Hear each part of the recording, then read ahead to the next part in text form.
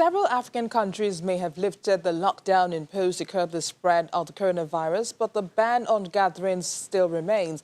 While educational facilities remain closed in most African countries, including Nigeria, businesses have been allowed to operate conditionally. But let's talk about the impact of the easing of the lockdown on some of these countries. And Matt Kindiger, the senior analyst, Sub-Saharan Africa at Docker Frontier London, joins us now for an analysis. Good afternoon, Matt. Thanks for coming on the program.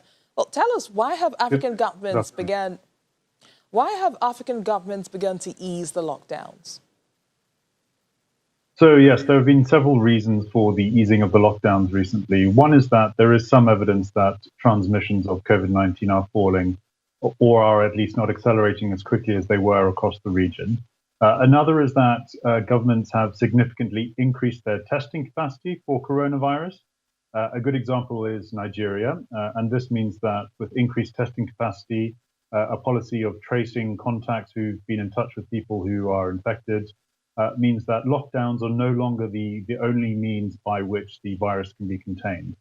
But arguably, most importantly, the reason that governments are reducing lockdowns or easing restrictions is that they are trying to strike a balance between containing the virus spread and the damage to the economy that the lockdowns will be inflicting.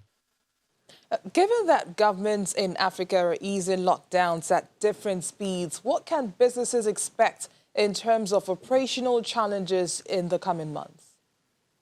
Yeah, certainly. So the extent of ongoing disruptions to commercial activity across sub-Saharan Africa will vary significantly between countries.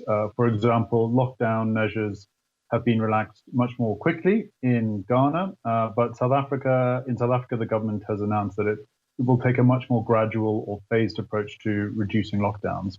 So there's definitely not one rule for the entire region. But it's also important to note that very few countries in sub-Saharan Africa have removed lockdown restrictions entirely. For example, South Africa will retain a nighttime curfew, and Nigeria will retain some restrictions on interstate travel and domestic travel, and restrictions on some commercial activity.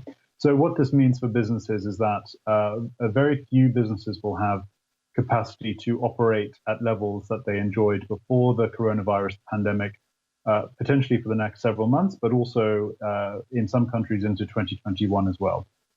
And just as lockdowns are being eased, we are getting a clearer picture of the impact of the pandemic on economic activity. But how soon will companies actually see a recovery? Yeah, it's a really good question, because a lot of companies are focused on the restrictions that lockdowns impose on them, but actually there's a much broader sort of picture of economic downturns across the region.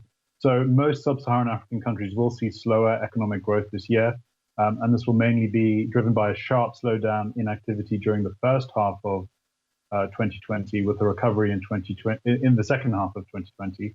However, the scale of the decline will vary significantly between countries. So, for example, Nigeria, South Africa, Angola will see much sharper recessions this year, and that means that it'll take much longer for businesses to see a recovery to pre-COVID-19 levels in terms of economic activity and demand. But in contrast, countries like Ghana, Cote d'Ivoire, and Kenya have been a bit more resilient, lasting through this coronavirus pandemic. And that means that companies will probably see a recovery a lot sooner in these markets over the coming months. Senior analyst, SSA at Docker Frontier London, Matt Kindiger, thanks for speaking with us on the program. Thanks.